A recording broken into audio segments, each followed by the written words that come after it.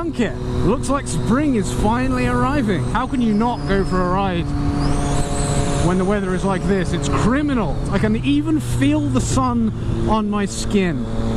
It's been months since I felt the warmth of the sun on my skin. So I wanted to take the opportunity today to tell you guys a couple of stories.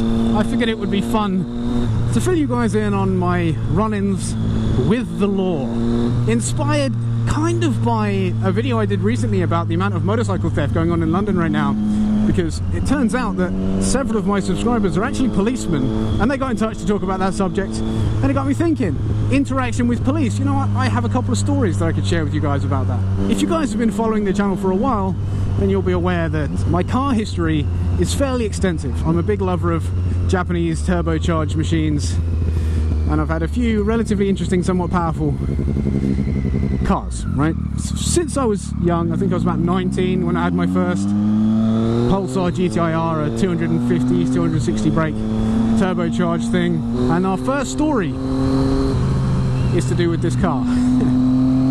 So, it's a Friday night. It's 2 o'clock in the morning. I've received a text from a friend of mine. He'd been out drinking with his friends. He warned me ahead of time that he might do this. So I get this text and he says, "Dude, could you pick me up from Bogies, please, in about half an hour?" Bogies being a nightclub in Sandown, about 11-12 minute drive from my house. I said, "Yeah, sure, no worries, just fling me some petrol money and I'll pop down and meet you there." Which is something I used to do all the time. Because I've never really been a huge fan of drinking, I've also never really been a huge fan of the whole nightclub scene, so I just let everybody else get on with that, and I would always offer them lifts home or whatever time in the morning, provided they throw some cash my way for fuel. So I was always the designated driver. I leave the house about 2:15, jump in the car and head towards Sandown.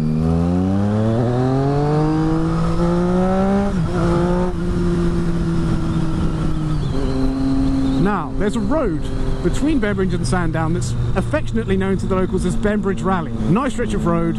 You can get a decent bit of speed up on there, and at that time in the morning I thought, you know what, no one's going to be around, it's all good, I'll give it a bit of a squirt.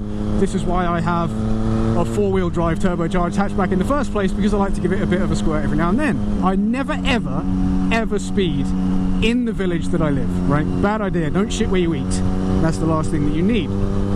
So just on the way out of the village there's a roundabout, and then after the roundabout it's fair game to give it a bit of lead foot. So I approached the roundabout, nothing there, okay, completely dead, no cars in sight. So I go straight over and head towards Sandown, and I put my foot down. Roughly, I don't know, 45 seconds to a minute later, I'm tripling the speed limit, going quite quickly, when I go around a corner, a long sweeping corner, nice one, nice and smooth, you can keep your speed through there, you don't have to slam the brakes on or anything.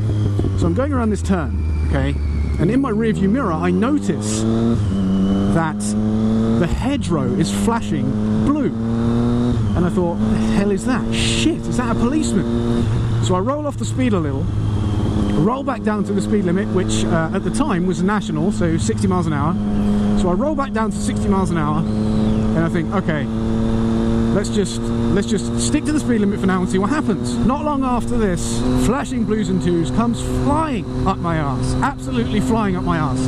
And I was thinking at this point, okay, so he's either been trying to catch up, or he's on his way somewhere. Like, it's not definite yet that I'm in deep shit. So I slow down a little more, I pull into the side of the road a bit to let him pass. He doesn't pass.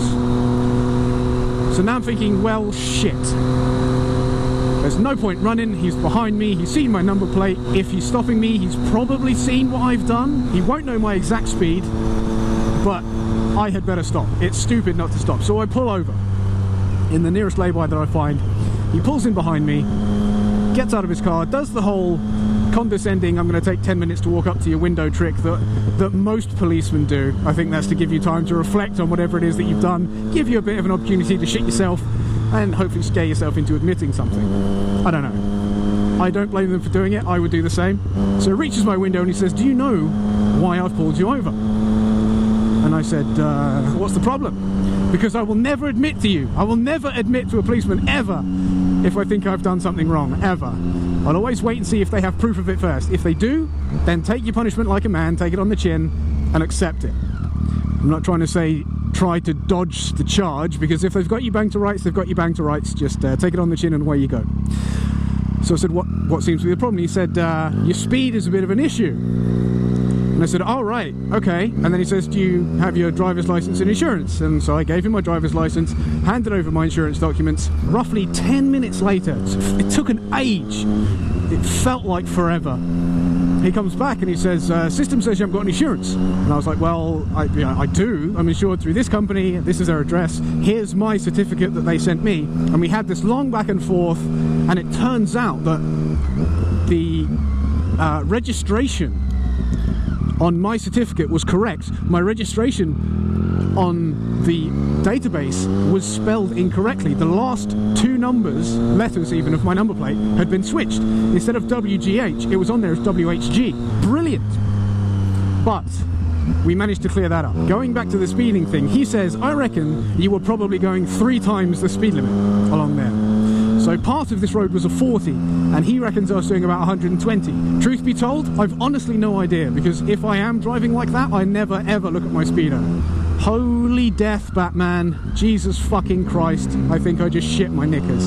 So he reckons I was doing about 120. Didn't have any proof, didn't have any radar, just by eye. He saw me, right? And I'm thinking, well, shit.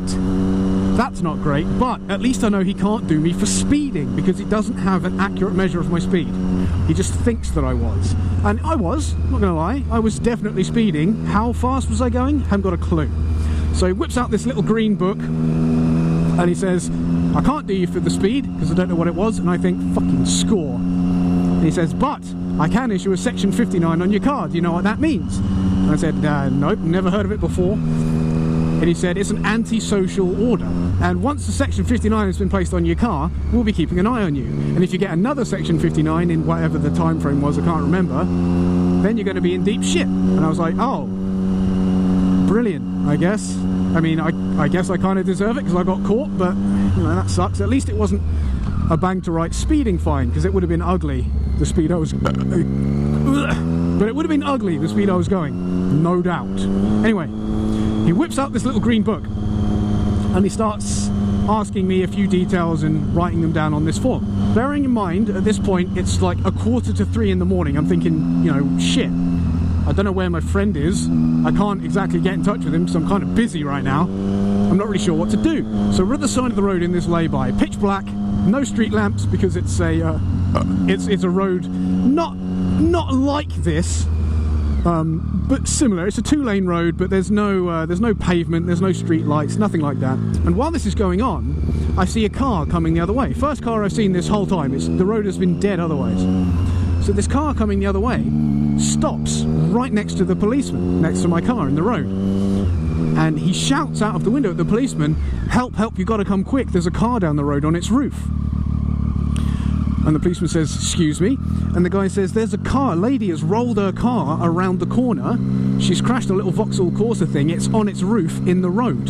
The guy takes one look at me, takes another long look at the fella in the taxi, looks back at me and says, stop driving so fast, runs back to his car, jumps in the driver's seat and peels out, hauls ass down the road towards this lady who'd rolled her car.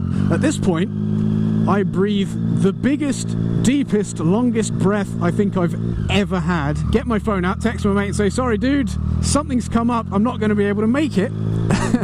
Go home and have the best wank of my life. Somehow I managed to avoid that bullshittery. Pure luck. And I guess I owe a massive thank you to that poor woman, poor woman who rolled her car on that corner, because she got me out of some shit. She got me out of some shit. Now, story number 2